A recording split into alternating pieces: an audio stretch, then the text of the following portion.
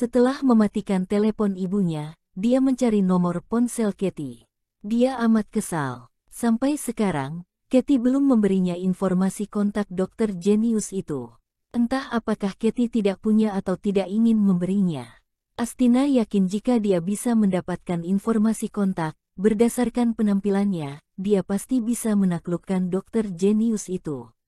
Nanti dia bisa meminta dokter jenius untuk mempromosikan klinik medis ibunya. Dengan demikian, bisnis klinik medis pasti akan meledak. Dia memutuskan untuk meminta informasi kontak dokter jenius itu lagi ketika mentraktir Katie untuk makan nantinya. Pabrik baja, bengkel produksi. Reka mengikuti instruksi Tokia untuk mengawasi produksi, tetapi dia tiba-tiba menerima telepon dari Tokia. Reka, sahabatku mau datang ke pabrik baja, tapi dia tidak tahu jalan. Aku tidak enak badan sekarang, kamu bantu aku layani dia. Reka, oke, seperti apa penampilan sahabatmu? Tanpa diduga, Tokia marah. Reka, dasar tidak punya hati. Kamu tidak peduli kenapa aku tidak enak badan, sebaliknya kamu malah menanyakan seperti apa penampilan sahabatku. Jangan cari aku lagi. Reka, rencana wanita sungguh sulit diprediksi. Kenapa pacaran itu sedemikian sulit? Dia sangat lelah. Namun, dia hanya bisa mendatangi Tokia untuk meminta maaf padanya. Tokia, aku salah. Aku seharusnya memedulikan kondisimu terlebih dahulu. Ucap Reka. Tokia menjawab dengan acuh tak acuh, sahabatku mengendarai Lavida dengan nomor plat 528. Cepat jemput dia sekarang, sekaligus buang sampah itu. Aku akan menindaklanjuti masalah ini nanti.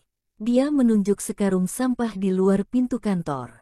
Reka melirik karung itu. Senyum muncul di sudut mulutnya. Dia mungkin bisa menebak maksud Tokia. Dia menyetujuinya dengan lugas oke, lalu mengangkat karung sampah itu dan keluar. Mata Tokia terbuka lebar. Karung itu berisi baja limbah, setidaknya seberat 150 kg. Awalnya, dia kira Reka tidak akan bisa mengangkatnya. Dia bahkan telah bersiap-siap untuk menertawakan Reka, siapa suruh Reka selalu membuatnya marah. Tanpa diduga, Reka dapat mengangkatnya dengan mudah. Kuat sekali. Tokia tiba-tiba teringat sesuatu, kedua pipi langsung merona merah. Reka mengangkat karung itu dan datang ke tempat sampah di luar pabrik baja. Sebelum dia sempat menurunkan karung sampah, sebuah Ferrari 488 tiba-tiba berhenti di sampingnya. Petrus, orang terkaya di Geffen, turun dari mobil dan menatap Reka dengan tatapan kaget. Tuan Agung Valkyrie yang bermartabat, memiliki kekuasaan dan kekuatan yang tak terkalahkan, serta kekayaan yang tak terhitung. Bisa-bisanya mengangkat sampah secara pribadi. Apakah aku salah lihat? Reka memberi tatapan putih kepada Petrus, lihat apaan? Barulah Petrus tersadar kembali. Dia buru-buru membungkuk dengan hormat, Tuan Valkyrie, aku datang untuk memberi uang kepada Nona Mashita. Tanah 10 hektar yang baru saja diperoleh Nona Tokia akan kami beli dengan harga 20 miliar. Bagaimana menurut Anda? Dalam pandangan Petrus, seluruh keluarga Eropa akan menjadi milik Tokia di masa depan. Uang yang dihabiskan untuk memperoleh tanah bagai dipindahkan dari tangan kiri ke tangan kanan, tidak ada artinya. Reka tidak ingin mengekspos kekayaannya yang sebenarnya, sehingga menggunakan cara seperti ini untuk mengeluarkan uang 20 miliar. Meskipun 20 miliar memang terlalu tinggi untuk tanah itu, tapi masih dapat diterima. Reka mengangguk, boleh. Di mana uangnya? Petrus, ada di bagasi mobil. Ngomong-ngomong, Tuan Valkyrie, saya melihat bahwa mobil Nona Tokia sudah dipakai untuk waktu yang lama. Saya akan memberikan mobil ini kepadanya.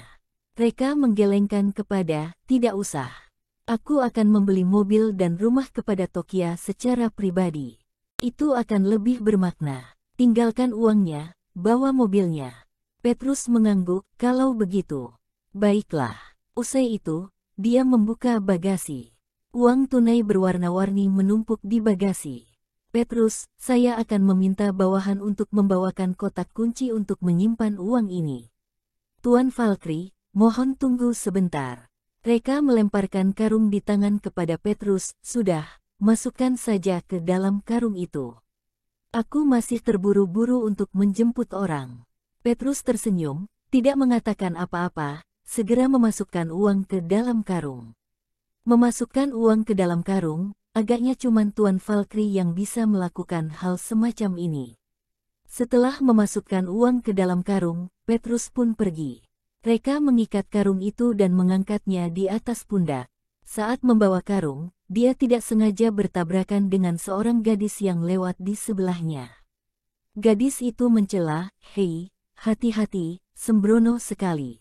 Baju baruku menjadi kotor karena kamu." Reka menoleh dan melihat gadis itu. Gadis itu masih sangat muda, mata tampak berbinar, sepertinya adalah seorang mahasiswa. Dia mengenakan pakaian jeans kulit yang ketat, postur tubuh terlihat ramping. Penampilannya masih kalah dari Tokia, tetapi dia sudah termasuk wanita cantik yang langka. Reka mengabaikannya, berjalan pergi dengan membawa karung.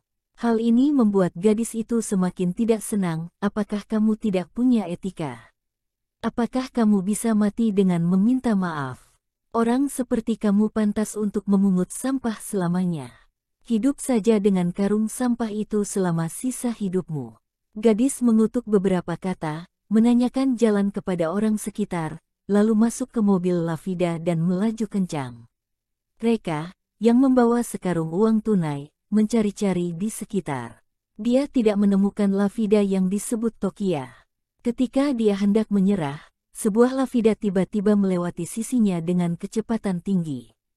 Nomor plat Lavida itu adalah 528 yang disebut Tokia. Reka agak heran, sahabat Tokia memiliki keterampilan mengemudi yang sangat jelek. Jalan sangat lebar, tapi mobil hampir menabraknya yang berdiri di tepi jalan. Dia buru-buru melambai pada mobil tersebut, tetapi mobil tidak berhenti.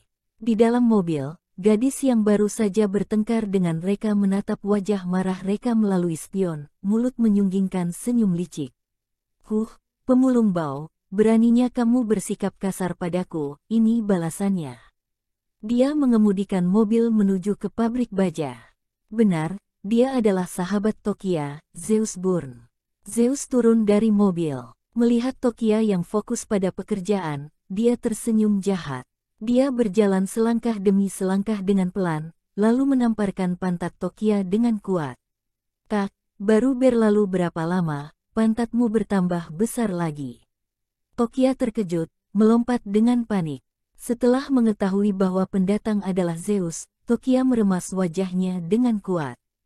"Heh, apakah kamu belajar menjadi gangster di kampusmu?" Zeus menyeringai, "Kak, sakit, lepaskan." Barulah Tokia melepaskan tangannya, "Kamu datang sendirian.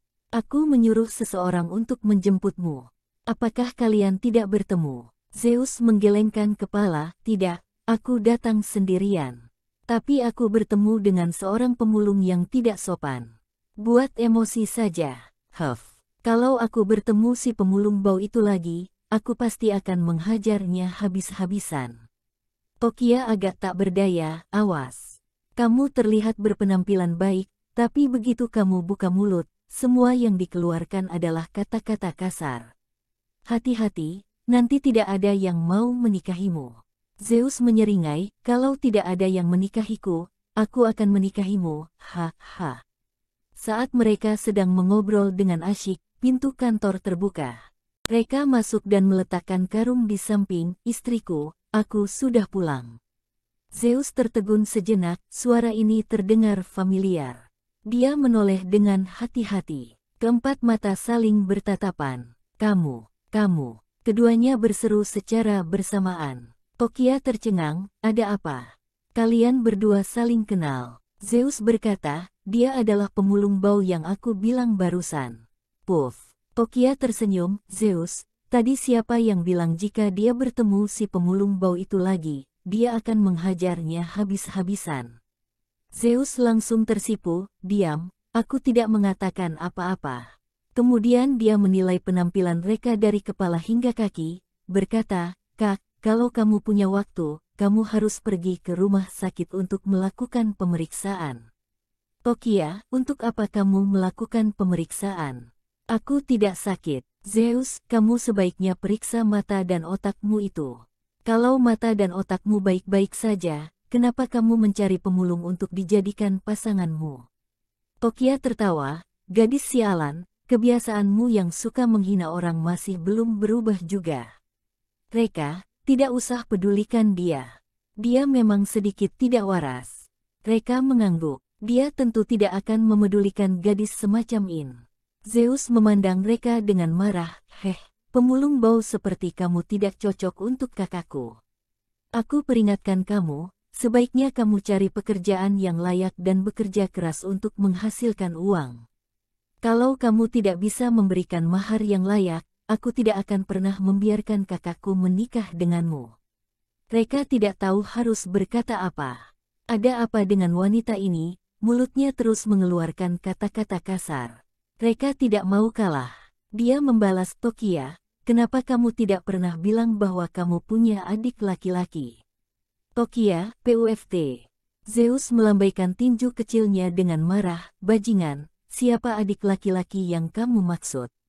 Reka, bukankah kamu laki-laki, kenapa kamu kelihatan kasar? Ngomong-ngomong, apakah kamu pelatih gym?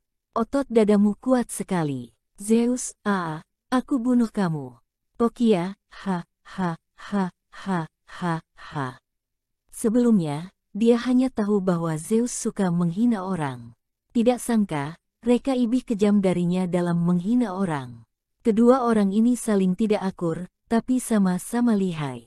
Tampaknya akan selalu ada pertunjukan bagus di masa depan.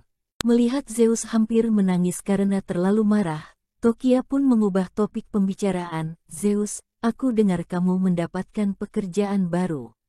Traktir makan. Zeus mengangguk, tidak masalah, ayo kita makan steak. Aku dengar steak sedang diskon hari ini. Hei, pemulung bau, aku akan membawamu ke sana juga, jangan lupa bawa uang. Zeus dan Tokia masuk ke mobil Lavida. Reka membawa karung dan masuk ke mobil. Zeus berteriak, hei, untuk apa kamu bawa karung itu? Reka, bukankah kamu menyuruhku untuk bawa uang? Zeus tertegun sejenak, kemudian tertawa terbahak-bahak, jangan-jangan kamu mau bilang bahwa karung itu berisi uang. Haha, tadinya aku masih heran kenapa steak di kota Geffen diskon. Sepertinya itu karena bualanmu membuat semua sapi di kota Geffen tertawa sampai mati. Tokia agak kesal terhadap Reka. Meskipun dia dan Zeus memiliki hubungan yang sangat baik, Zeus tidak akan menertawakan dirinya, tapi siapa yang tidak ingin suaminya tampil lebih menarik di depan orang lain? Kelusuhan Reka membuatnya merasa sedikit malu. Tak lama kemudian, ketiganya datang ke restoran barat. Tokia melihat menu dan memesan 3 steak biasa seharga Rp120.000. Zeus baru saja mulai bekerja dan tidak punya banyak uang, jadi dia hanya mampu membayar sebanyak ini. Ini adalah pertama kalinya Zeus mentraktir makan. Untuk menjaga harga dirinya, Tokia akan membiarkannya bayar sendiri. Sambil menunggu steak, ponsel Tokia tiba-tiba berdering. Pekerja dari pabrik baja yang menelepon, mengatakan bahwa mesin pabrik baja rusak dan tidak dapat berproduksi secara normal. Ini membuat Tokia amat cemas. Sekarang pabrik baja sedang berpacu dengan waktu untuk memproduksi pesanan keluarga Eropa. Proses produksi tidak boleh terganggu. Tak berdaya, Tokia berkata, kalian berdua makan dulu, aku harus kembali ke pabrik. Zeus tidak ingin tinggal berduaan dengan Reka. Dia khawatir Reka akan membuatnya malu. Jadi, dia buru-buru berkata, Kak, aku ikut denganmu.